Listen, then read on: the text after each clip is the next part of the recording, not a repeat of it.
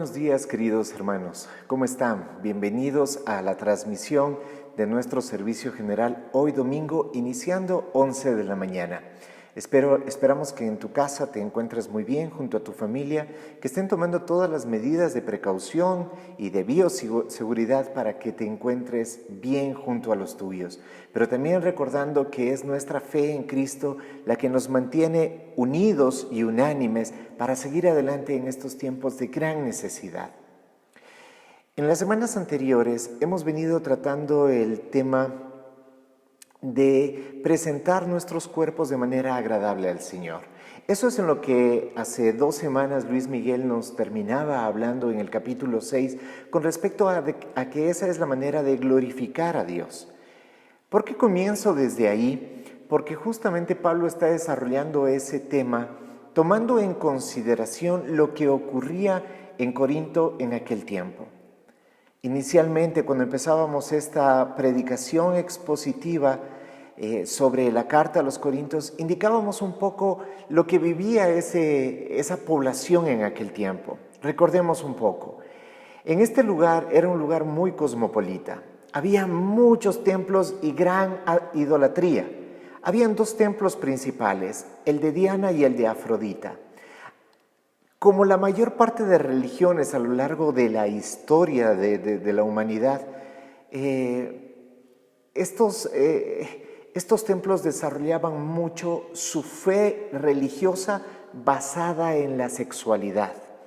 Y es así que justamente en el templo de Afrodita había cerca de 1000, llamémoslo así, sacerdotisas. Pero como lo hemos expuesto anteriormente, estas sacerdotisas propiamente eran prostitutas. Veámoslo de esta manera.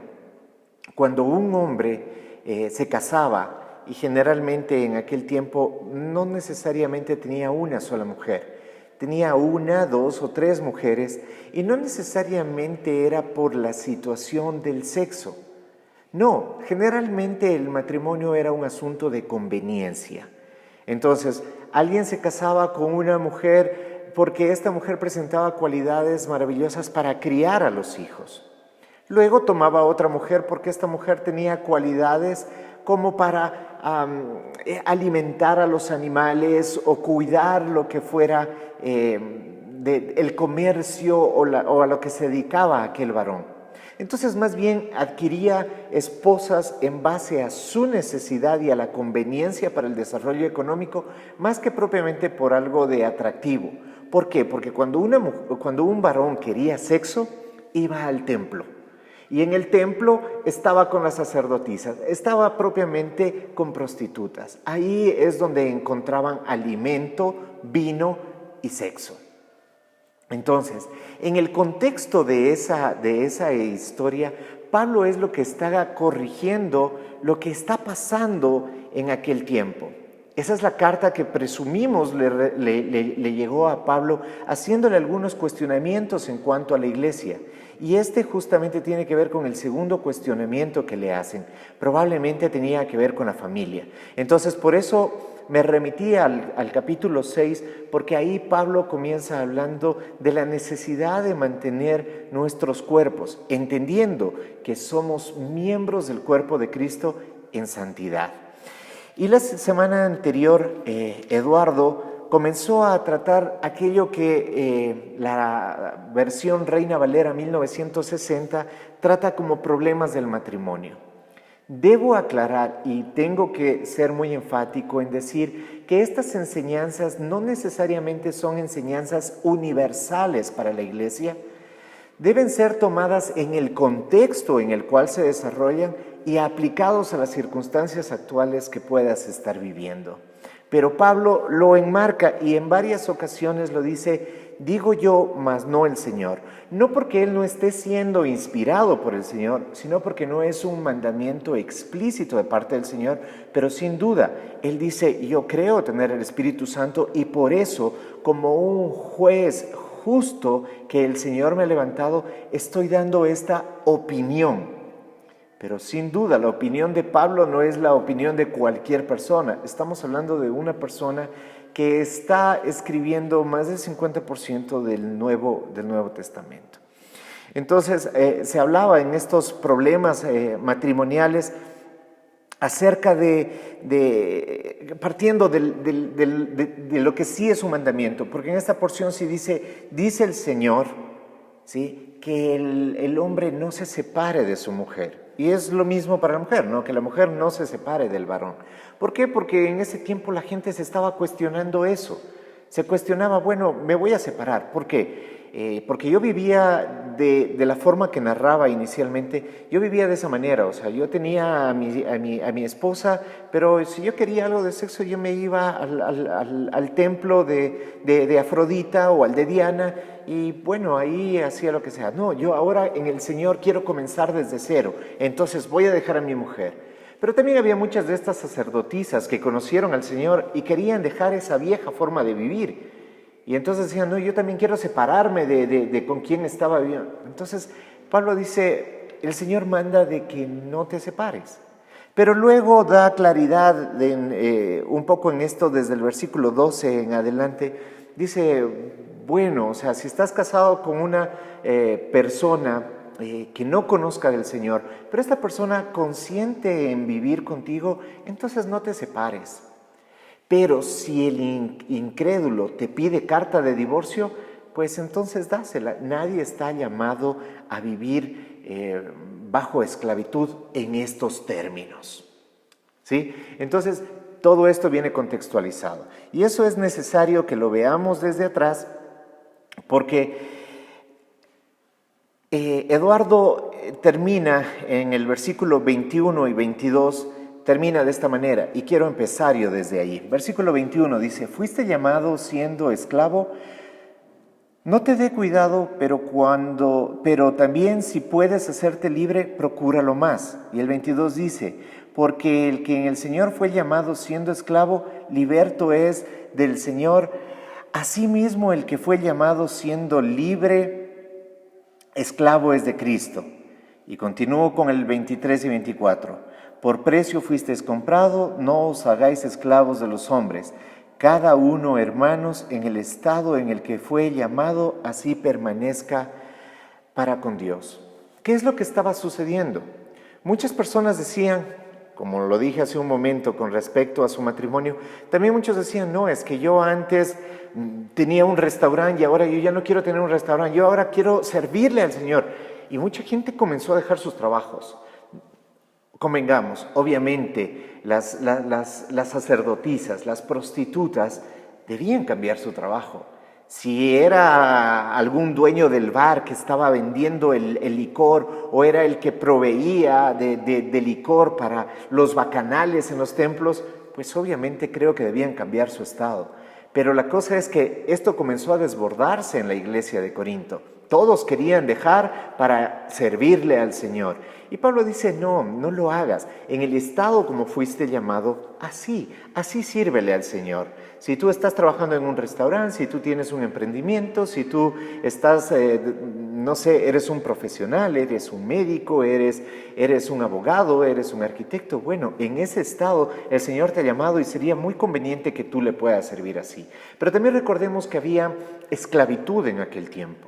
Y entonces muchos de los esclavos comenzaron a querer rebelarse contra sus amos. ¿Por qué? Porque simplemente ellos decían, esa es la voluntad de Dios para nosotros. Entonces Pablo aclara y dice, no es esa la situación, pero obviamente si tienes ocasión de adquirir tu libertad, pues libérate, ¿sí? Pero si estás bien sirviéndole a alguien más, pues puedes continuar así. O sea, no es importante el estado de la persona, sino es importante el corazón de la persona frente a lo que Dios le está llamando a hacer. Y obviamente clarifica y dice, por precio fuiste comprado, no os hagáis esclavos de los hombres. Esto tiene mucho que ver con lo que ocurría en ese tiempo y hoy también puede ocurrir. Porque uno puede salir de la esclavitud del pecado, pero luego cae en la esclavitud de la religión. y cae en la esclavitud de personas que pueden decirle, mira, si tú no me pides consejos, si tú no haces lo que yo digo, porque yo soy el hombre o el varón de Dios o el ungido de Dios, entonces pues tú vas a caer en maldición. Y Pablo dice, hey, Cristo no te ha comprado y Cristo no pagó un precio tan alto por ti, por tu vida, para que ahora tengas que someterte a otro hombre. Si tienes que someterte a alguien, sométete a aquel que pagó precio de sangre por tu vida. Eso es lo que está diciendo. Cada uno, hermanos, en el estado en el que fue llamado así permanezca. Y el 25 dice, en cuanto a las vírgenes, aquí comienza a hablar de un tema que era muy propio de aquel tiempo. Muy propio de aquel tiempo. Te pongo un poco en contexto. En el tiempo de Pablo, y sobre todo en esta región de Corinto, como en muchas partes del mundo en realidad en ese tiempo y hasta algún par de siglos atrás tal vez, eran los padres los que arreglaban el matrimonio de sus hijas. ¿Ya? Ellas veían y negociaban el dote y todo ese tipo de situaciones con la persona con la que se iba a casar. Muchas veces, inclusive las mujeres o los novios no se conocían a no ser un par de veces antes de contraer matrimonio. Y sus compromisos, lo hemos explicado en otras prédicas, sus compromisos eran sumamente fuertes. No era un compromiso como, somos novios y tuvimos una pelea y ya no nos vamos a casar. No, como ejemplo podemos recordar a María y a José. A María, madre de Jesús, y a José, su esposo. Ellos estaban comprometidos para casarse en el tiempo de la anunciación del ángel Gabriel con respecto al nacimiento de Jesús. Y eso ya fue una causa de que realmente María hubiera podido ser apedreada por quedar embarazada de alguien que no era José. Ella ya estaba desposada. Desposada quiere decir comprometida a matrimonio. Y esto generalmente se realizaba con 1 año de anticipación a la fecha de matrimonio.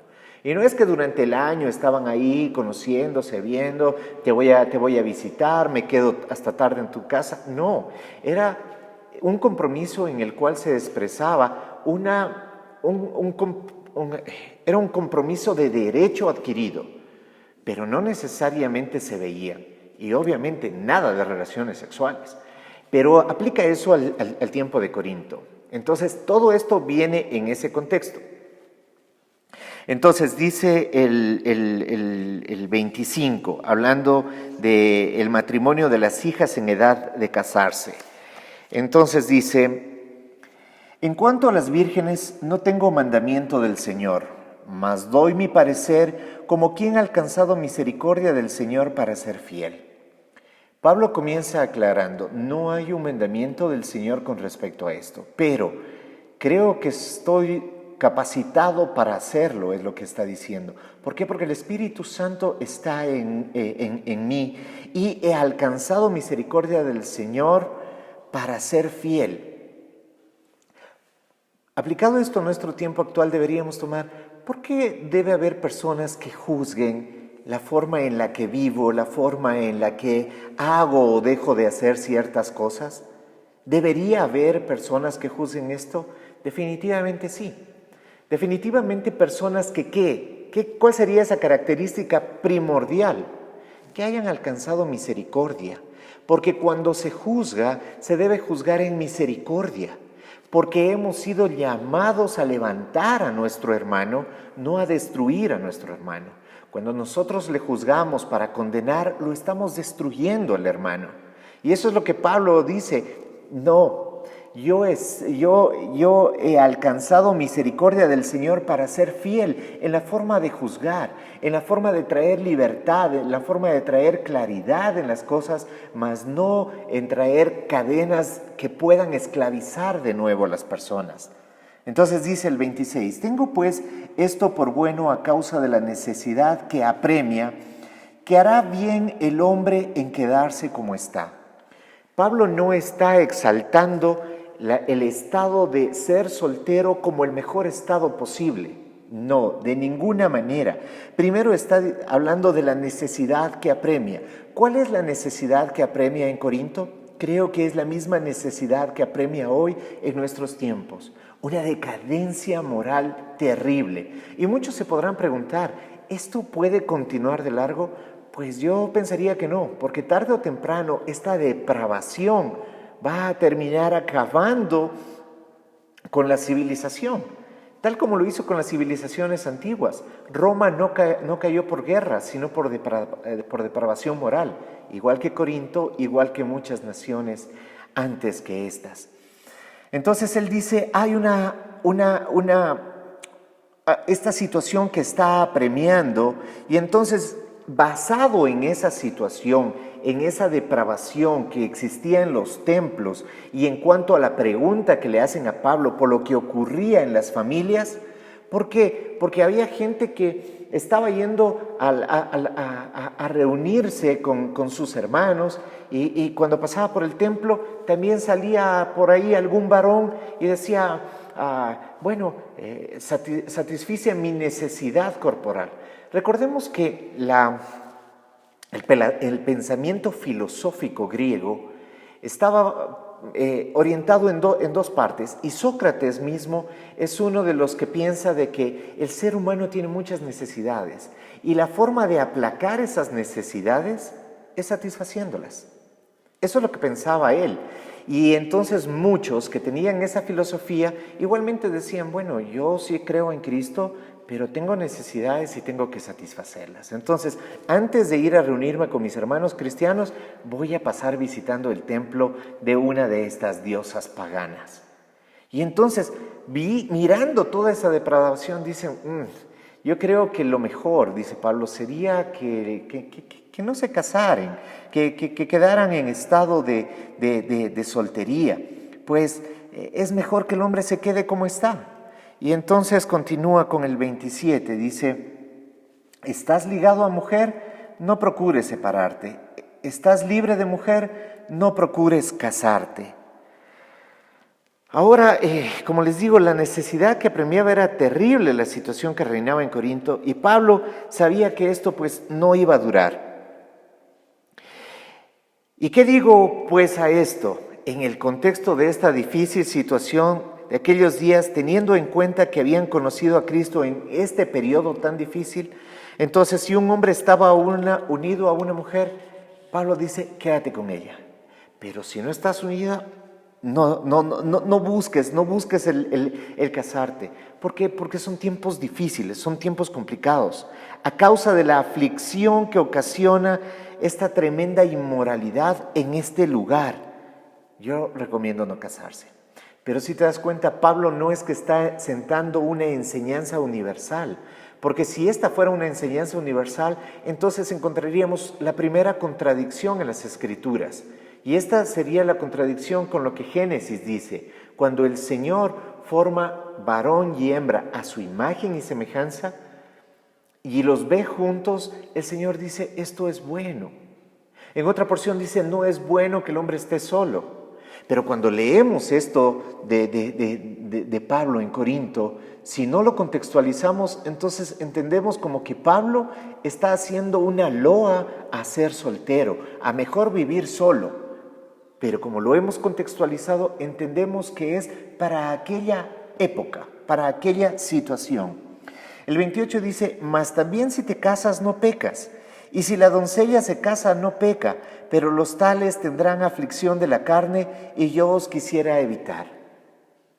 Como consejero matrimonial, muchas veces hablando con los jóvenes que están a punto de casarse, yo he tenido que ser muy claro y muy sincero. El matrimonio es algo maravilloso, pero tiene muchos conflictos. Definitivamente el matrimonio es un mar que tiene muchos tiempos de tormenta. Y esto es lo que Pablo dice, yo quisiera evitarles. Yo les estoy diciendo, el matrimonio es conflictivo. Más adelante, cuando veamos en la definición del amor, en uno de estos capítulos de Corinto, nos vamos a dar cuenta que comienza diciendo, el amor es sufrido. Porque el amor es sufrido. El amor no es un revoloteo de mariposillas en nuestro estómago. El amor es complicado. El amor entre esposos es complicado, el amor con los hijos es complicado, el amor en la familia es complicado. Pero continúa diciendo, pero es bueno. Definitivamente todas las cosas que vivimos dentro del matrimonio también traen maravillas para nuestra vida. Filipenses 4:8. Siempre habrá algo muy rescatable del matrimonio. Pero bajo las circunstancias de depravación sexual que están viviendo, tomemos en cuenta que el hombre soltero o la mujer soltera, que va a hablar un poco más adelante Pablo, no tiene responsabilidades. El soltero no tiene que preocuparse del mantenimiento de la familia, no tiene que preocuparse de hijos, quién me cuida a los hijos, es que yo tengo que irme a trabajar y todo eso. No, no hay ese tipo de aflicción. Pablo dice, solamente tienen una sola aflicción. Esa única aflicción es agradarle a Dios. Por eso Pablo está recomendando, en el caso de Corinto, si puedes, mantente soltero, porque lo único que vas a tener que hacer es tratar de agradarle a Dios. Yo sé que no es algo fácil, yo no sé que es algo sencillo, pero solamente tienes una congoja. Pero continuemos leyendo lo que dice. El 29 dice, pero esto digo, hermanos, que el tiempo es corto. Resta pues que los que tienen esposa sea como si no la tuviesen, y los que lloran como si no llorasen, y los que se alegran como si se alegrasen, y los que compran como si no poseyesen, y los que disfrutan de este mundo como si no lo disfrutasen, porque las apariencias de este mundo pasan. Hay muchos teólogos que dicen que Pablo también está haciendo en esta parte una referencia a la eventual venida de Jesucristo. Él dice, los tiempos se acortan, o sea, no hay tiempo para muchas cosas.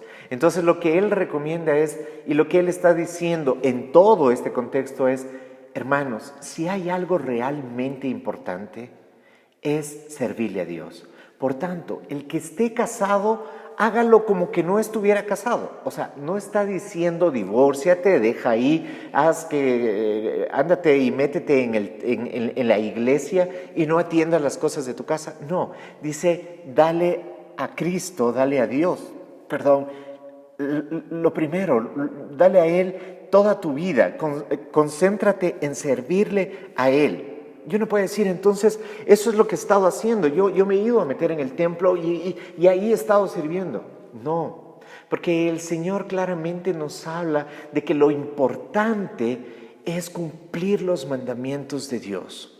Más importante que pasar en el templo o en la iglesia es cumplir los mandamientos de Dios. ¿Cuáles son esos mandamientos? Si vamos a los casados hablando de este tema, al varón le dice que ame a su esposa como Cristo amó a la iglesia y dio su vida por ella. Ese es el contexto en el que Pablo está desarrollando, porque les está volviendo realmente la posición del matrimonio en un mundo depravado, está devolviéndole al matrimonio su real importancia. Está diciendo, no puedes acostarte con una ramera y pensar que eso no tiene consecuencias. No puedes decir, no, es que yo tengo una mujer para esto y yo tengo una mujer para aquello. No.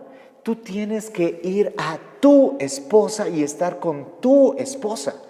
Y lo mismo le dice a la esposa, mira, tú no puedes pasarte metido en el templo pensando de que al entregar tu cuerpo, tú estás sirviéndole a Dios. No puedes pensar de esa manera. Tú tienes que honrar a tu marido, tú tienes que estar con él. Entonces, lo que Pablo hace es devolverle el valor al matrimonio que en Corinto se había perdido. Y si nosotros lo pensamos, mira, en la época actual también se ha perdido. Mucho se ha perdido. ¿Por qué? Porque estamos distraídos en las cosas que el mundo está dando. Y claro que tenemos que disfrutar las cosas, porque nosotros sabemos de que no somos de este mundo, pero no podemos pasar por la vida diciendo yo no me contamino, yo no pruebo nada, No, el Señor nos está llamando a que disfrutemos las cosas, pero que disfrutemos las cosas dándole la gloria al Creador. Y no olvidando al Creador y distrayéndonos en las cosas. Entonces Pablo hace esta situación. El casado como que no estuviera casado. El que compra como si no tuviera. El que llora como si nunca llorase. O sea, lo que está diciendo, no importa la situación en la que tú te encuentres, lo importante es seguir a Cristo y que Él sea lo primero en tu vida. El 32 dice, quisiera pues que estuvieseis sin congoja. El soltero tiene cuidado de las cosas del Señor, de cómo agradar al Señor, pero el casado tiene cuidado de las cosas del mundo, de cómo agradar a su mujer. Hay asimismo diferencia entre la casada y la doncella. La doncella tiene cuidado de las cosas del Señor para ser santa, así en cuerpo como en espíritu, pero la casada tiene cuidado de las cosas del mundo, de cómo agradar a su marido. Esto lo digo para vuestro provecho, no para tenderos lazo, sino para lo honesto y decente, para que sin impedimento os acerquéis al Señor. 36. Pero si alguna piensa que es impropio para su hija virgen que pase ya de edad y es necesario que así sea, haga lo que quiera, no peca, que se case. Pero el que está firme en su corazón sin tener necesidad, sino que es dueño de su propia voluntad y ha resuelto en su corazón guardar a su hija virgen, bien hace, de manera que el que la da en casamiento hace bien y el que no la da en casamiento hace mejor. La mujer casada está ligada por ley a su marido mientras vive, pero si su marido muriere, libre es para casarse con quien quiera, con tal que sea en el Señor. Pero a mi juicio, más dichosa será si se quedare así, y pienso que también yo tengo el Espíritu de Dios. Con esto Pablo cierra esta porción que hemos estado hablando y lo cierra magistralmente, primero trayendo libertad y mostrando lo que dije hace un momento. La casada tiene dos congojas, tal como el hombre casado, dos congojas. El soltero tiene una, y yo siempre cuando doy el curso matrimonial hablo y digo esto, no con el énfasis de que no se casen. Pablo no está poniendo énfasis en eso. Simplemente él dice, yo quisiera evitarles tantas cosas que suceden dentro del matrimonio, pero si quieres casarte, no pecas. De ninguna manera el casarse es pecado. El casarse es una bendición y es parte del propósito de Dios. Pero lo que él está diciendo en un tiempo donde acecha la maldad, él dice, mira, es mejor que el hombre o la mujer se queden solos para que ellos puedan dedicar todo su esfuerzo a agradarle a Dios. Pero si deciden casarse, bueno, tienen dos congojas, porque tendrá que el hombre o la mujer casado tiene que ver las cosas del mundo, cómo satisfacer a su mujer, cómo satisfacer a su esposo. ¿Y eso está mal? No, no está mal. Eso es lo normal, eso es lo lógico y ese es el plan de vida también de Dios para la humanidad. Pero Pablo lo está hablando en ese contexto de Corinto. Y por último termina diciéndole nuevamente a los padres, porque son los padres los que arreglan el matrimonio de los hijos en aquella época. Hoy no pasa eso. Pero les dice a los padres, mira, si tú crees que tu hija se le está pasando la edad, como se diría en nuestro tiempo, está entrando a la percha, pues entonces cásala, no pecas, haz lo que quieras. Es más, eso es lo que dice propiamente. Pero si a mí me preguntan, bueno, ¿y crees que tu hija puede vivir sin esposo o tu hijo pudiera vivir sin casarse? Entonces, pues que no se case, eso le sería lo mejor. Y ahí da una explicación, pues si se casan tienen que tomar en cuenta que están unidos hasta que uno de los cónyuges muera. Y si se quiere volver a casar, bueno, que se case, pero siempre que sea en el Señor, o sea, siempre que sea con otro creyente. Y entonces termina, pero a mi juicio más dichosa será si se quedare así. Y pienso que también yo tengo el Espíritu de Dios. Nuevamente, Él ratifica lo que ha dicho. Sí, hay muchas cosas de las que he dicho que no son un mandamiento, pero estoy dando una apreciación de un apóstol llamado por Cristo. Es lo que dice Pablo. Entramos a la parte final de este servicio general con el capítulo 8. El capítulo 8 es corto y trata sobre un solo tema puntual. Nuevamente, contextualízalo todo. Voy a leerlo y luego termino con la explicación. 8. Dice, en cuanto a lo sacrificado a los ídolos, sabemos que todos tenemos conocimiento. El conocimiento envanece, pero el amor edifica. Y si alguno se imagina que sabe algo, aún no sabe nada como debe saberlo. Pero si alguno ama a Dios, es conocido por él. Acerca pues de las viandas que sacrificáis a los ídolos, sabemos que un ídolo nada es en el mundo y que no hay más que un Dios. Pues aunque haya algunos que se llamen dioses, sea en el cielo o en la tierra, como hay muchos dioses y muchos señores, pero nosotros, sin embargo, solo hay un Dios, Padre, del cual proceden todas las cosas y nosotros somos para Él, y un Señor Jesucristo por medio del cual son todas las cosas y nosotros por medio de Él. El versículo 7 continúa diciendo: pero no en todos hay este conocimiento, porque algunos habituados hasta aquí a los ídolos comen como sacrificado a los ídolos y su conciencia, siendo débil, se contamina. Si bien la vianda no nos hace más aceptos ante Dios, pues ni porque comamos seremos más, ni porque no comamos seremos menos. Pero mirad que esta libertad vuestra no venga a ser tropezadero para los débiles, porque si alguno te ve a ti que tienes conocimiento, sentado a la mesa en el lugar de los ídolos, la conciencia de aquel que es débil no será estimulada a comer lo sacrificado a los ídolos, y por el conocimiento tuyo se perderá el hermano débil por quien Cristo murió. De esta manera, pues, pecando contra los hermanos e hiriendo su débil conciencia, contra Cristo pecáis. Por lo cual, si la comida le es a mi hermano ocasión de caer, no comeré carne jamás, para no poner tropiezo a mi hermano. Eso es lo que dice el capítulo 8. Y en el capítulo 8 Pablo comienza hablando de conocimiento. Recuerda que Corinto es un lugar donde la ciencia se desarrolla de gran manera y hay muchos que se consideran sabios en su propia opinión, que hablan de muchas cosas y en realidad no saben nada, es lo que está diciendo. Comienza hablando de ese conocimiento porque luego aclara cuál es el conocimiento.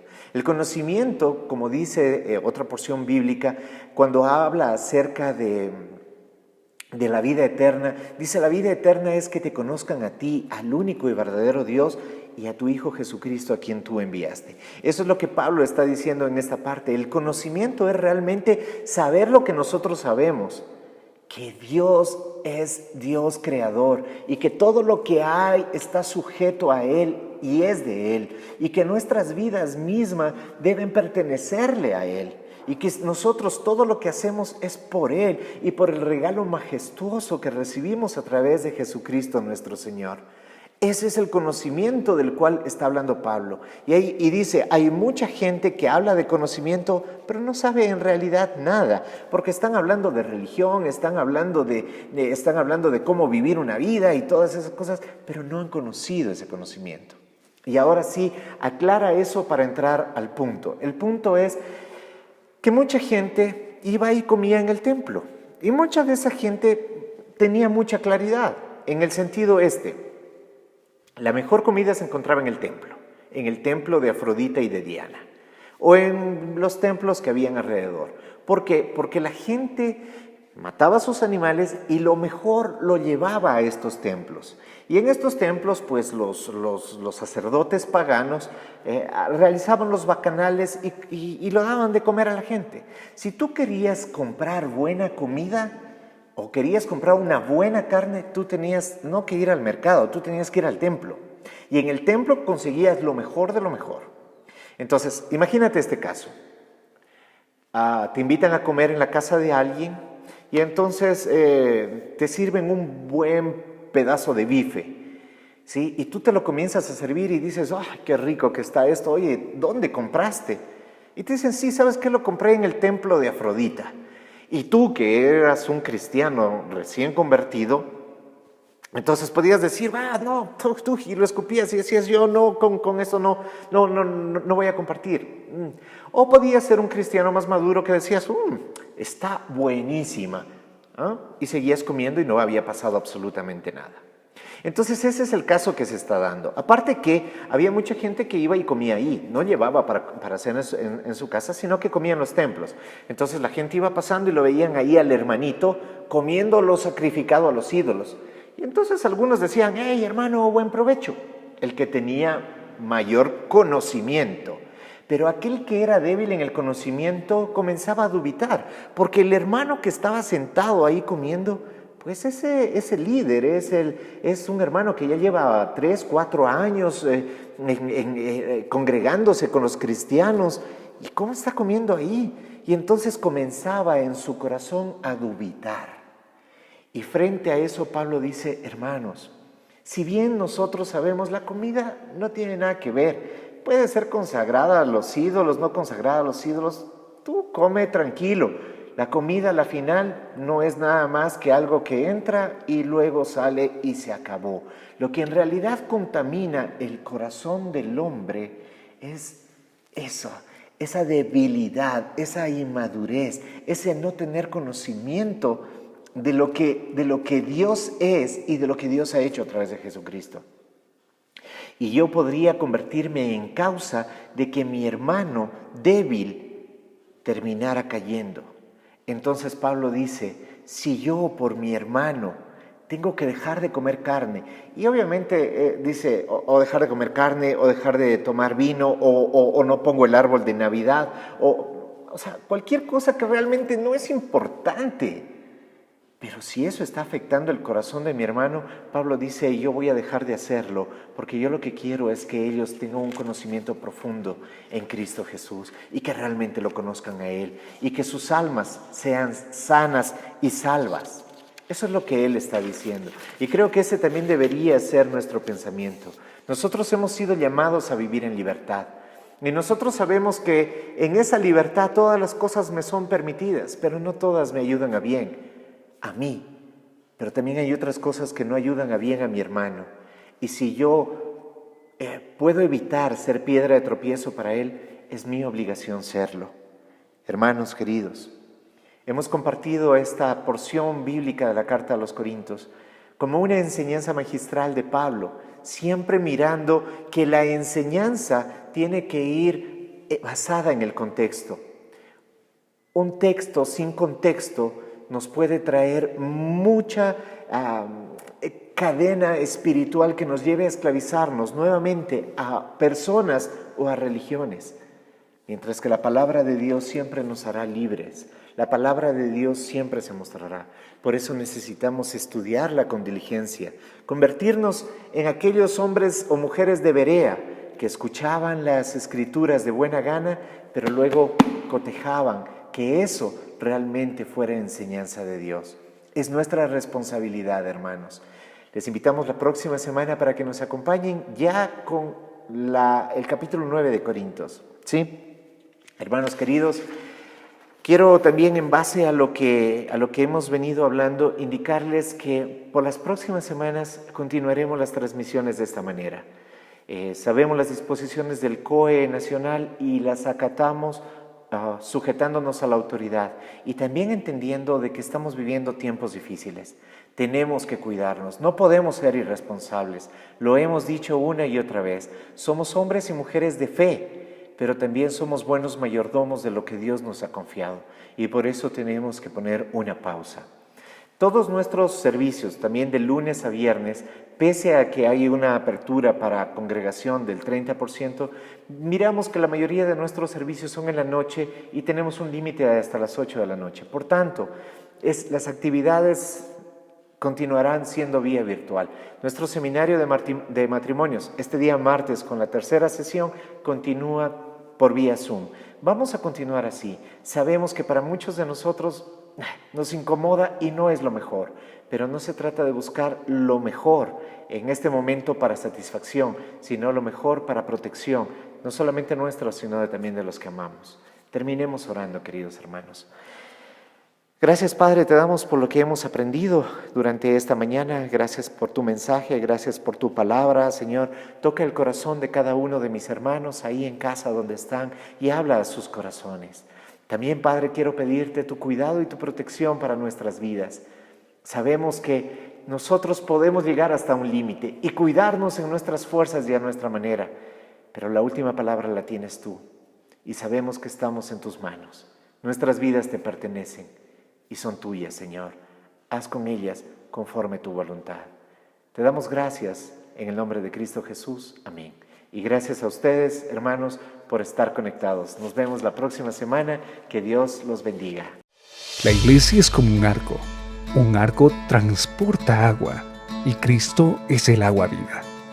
Un arco nos conecta y como iglesia debemos conectarnos con la gente, velando por los intereses de los demás.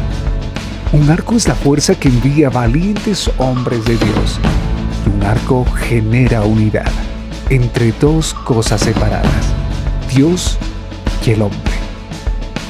Esa es la iglesia, la esposa. Vivamos la iglesia, seamos el arco.